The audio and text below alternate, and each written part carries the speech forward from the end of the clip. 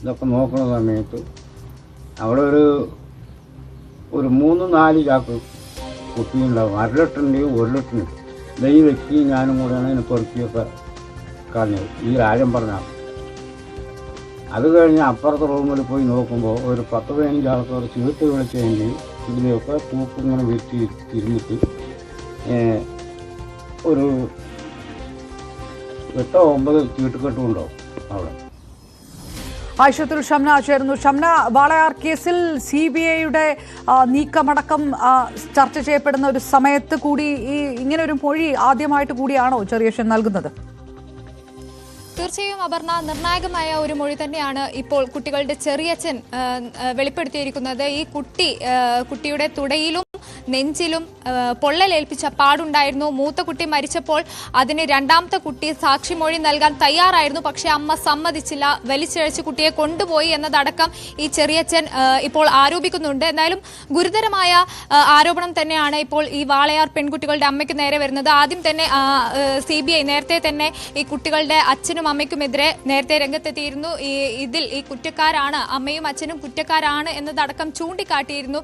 കൃത്യമായി ഈ പെൺകുട്ടികളെ പീഡനത്തിലേക്കും അതുപോലെ ആത്മഹത്യയിലേക്കും തള്ളിവിട്ടത് അല്ലെങ്കിൽ അതിന് പ്രേരണ നൽകിയത് മാതാപിതാക്കൾ കൂടിയാണെന്ന് ചൂണ്ടിക്കാട്ടിയാണ് CBI നേരത്തെ കോടതിയിൽ റിപ്പോർട്ട് സമർപ്പിച്ചത്. ആദ്യം 6 കേസുകളിലായിരുന്നെങ്കിൽ പിന്നീട് കഴിഞ്ഞ ദിവസമാണ് മറ്റു 3 കേസിൽ കൂടി ഈ അമ്മയ്ക്കെതിരെ CBI കുറ്റപത്രം സമർപ്പിച്ചത്. ഇനി തുടരന്വേഷണം അടക്കമുള്ള കാര്യങ്ങൾ 25-ാം തീയതി നടക്കാനിരിക്കുകയാണ്. സമൻസ് അയക്കുന്നത് അടക്കമുള്ള നടപടികളിലേക്ക് CBI കടക്കാനിരിക്കുന്ന വേളയിൽ കൂടിയാണ് ഈ നിർണായകമായ ഒരു വെളിപ്പെടുത്തൽ വരുന്നത്.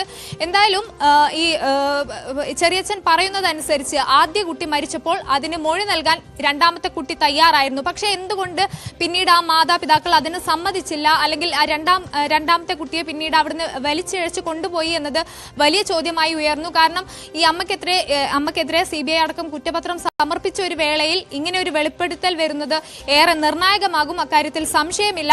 മറ്റൊരു കാര്യം ഈ എടുത്തു പറയുന്നത് ഈ കുട്ടിയുടെ ദേഹത്തുണ്ടായിരുന്ന മുറിവുകൾ, അതോടൊപ്പം ഈ 13-കാരിയുടെ മുറിയിൽ ചീട്ട് കെട്ടുകളും അതുപോലെ മദ്യക്കുപ്പികളും ഉണ്ടായിരുന്നു.